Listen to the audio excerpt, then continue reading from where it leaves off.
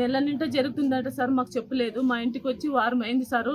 అప్పుడే 15 రోజుల కింద మెడ పెట్టుకుని మీద కూర్చున్నాడంట సార్. మెడ మీద కూర్చుని తప్పు చేసినావా లేదో ఒప్పుకో అంటే మా సావు బతికిస్తాడని చెప్పి అనిందంట సార్. అంతే. ఆ అనిన దానికి అదే తప్పు చేసిందని అదే పట్టుకుని ఇచ్చాడు సార్. నా ప్రాణాలు బయటకు వస్తుందని అనిందంట సార్. అంతే. ఆ రోజే చంపేవాడంట సార్. ఆమెకి ఒక నెల నిండా హింస పెడుతున్నాడు సార్. వీడుకో ఒకరోజు ఊపిరి గట్టును పట్టుకున్నాడంట సార్. మాది రాయదుర్గం. ఈరోజు తెల్లవారుజామున 4:20 అనంతపురంలో నివాసం ఉండే మారెన్న అనే వ్యక్తి మా బావ మా అక్కను అతి కిరాతకంగా మచ్చు కొడవలితో తలపై నరికి హత్య చేయడం జరిగింది.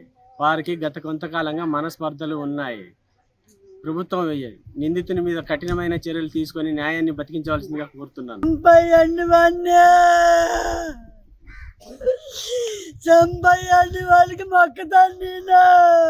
ముత్తరాజపల్లి కాలనీకి చెందిన ఆంజనేయులు మొదటి కూతురు కుల్లాయమ్మకు 25 సంవత్సరాల క్రితం అనంతపురం పట్టణానికి చెందిన మారెన్నతో వివాహమైంది. వాళ్ళు అనంతపురంలోనే సంసారం ఉంటూ లారీ డ్రైవర్గా వృత్తి చేసుకుంటూ జీవనం సాగించేవాళ్ళు.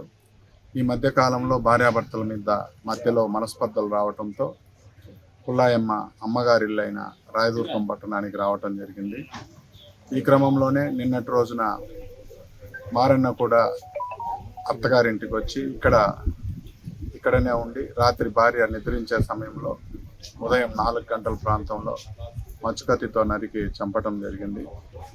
ఈ విషయంలో కేసు రిజిస్టర్ చేసుకుని దర్యాప్తు చేస్తున్నాం. ముద్దాయి మారెన్న పరారీలో ఉన్నాడు. తొందరలో అతన్ని కూడా అరెస్ట్ చేస్తాం.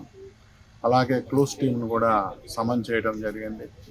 క్లూస్ టీం వచ్చిన తర్వాత సైంటిఫిక్ పరంగా కావాల్సిన వాటినన్నింటినీ సేకరించి కేసును సంపూర్తిగా దర్యాప్తు చేసి చర్యలు తీసుకుంటాం. Local to global news at your finger tips.